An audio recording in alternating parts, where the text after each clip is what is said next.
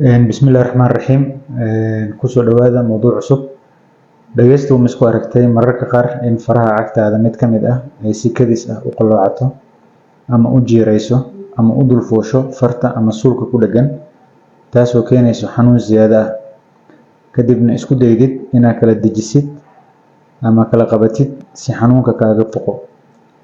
dhibkan badanaa ma isku aragtaa dabaasha kadib ama markaad banooni ciyaartid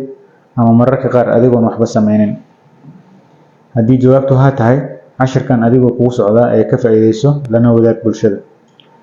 magacaygu waa Dr. Mahdi waxaan ka mid ahay dhakhaatiirta ka howlgasha isbitaalka East End farta cagta oo kogta ama dulfuusha farta ku dhagan oo xanuun dartiis aadan kala dejin karin waa cillad ay isku arkaan dad badan waxaana afka qalaad lagu dhahaa toe cramps marka ay kugu cusub tahay arrintan qofka aad ayay uga naxisaa laakiin haddii la arko in daqiiqado kadib xanuunka kaa fuqayo fartana meesheeda ay kusoo laabanayso waa lala qabsadaa sidaa darteed dhakhtar badanaa looma raadsado maxay tahay arrintan faraha oo soo boodo ama qalloocdo ama kogo waxay ka timaadaa murqaha yaryar ee faraha iyo suulka dhaqdhaqaajiyo oo daalo taasoo ka dhalato qalad kontaroolka ah laakiin iyadoo saas ay tahay haddana dhowr cilladood ayaa keento arrintan qofka wuxuu ka dareemi karaa hal far ama laba farood khaasatan midda labaad ee suulka ku xigta midda afaraad iyo midda saddexaad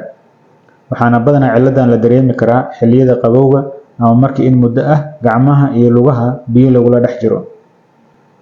maxaa keeno cilladan arrinta ugu badan ee keento waxaa loo yaqaanaa restless leg syndrome waa cillad dadka markay walwalsan yihiin ama fakarsan yihiin oo sariirta ay saaran yihiin cagta ruxruxa ama faraha cagta dhaqdhaqaajiya dad badan ayay arrintan caado u tahay oo ilaa ay ka jiiftaan faraha lugaha ama cagta ayay ruxruxaan ama dhaqdhaqaajiyaan taasoo daalinayso murqaha yaryar ee suulka iyo faraha kontaroola sidoo kale dadka sameeyo howlaha u baahan in cagaha aad looga shaqaysiiyo ama gacmaha iyaguna waa lagu arkaa cilladan howlahaasi waxaa ka mid ah dabaasha gaari wadidda khaasatan safarada dhaadheer dadka harqaanka ka shaqeeya dadka dharka dhaqo dadka hilbaha jaro iyagoo isticmaalo qaabkii hore oo ah in midida lagu qabto suulka iyo farta ku xigta dhexdeeda sidoo kale jiimka iyo jimicsiga la joogteeyey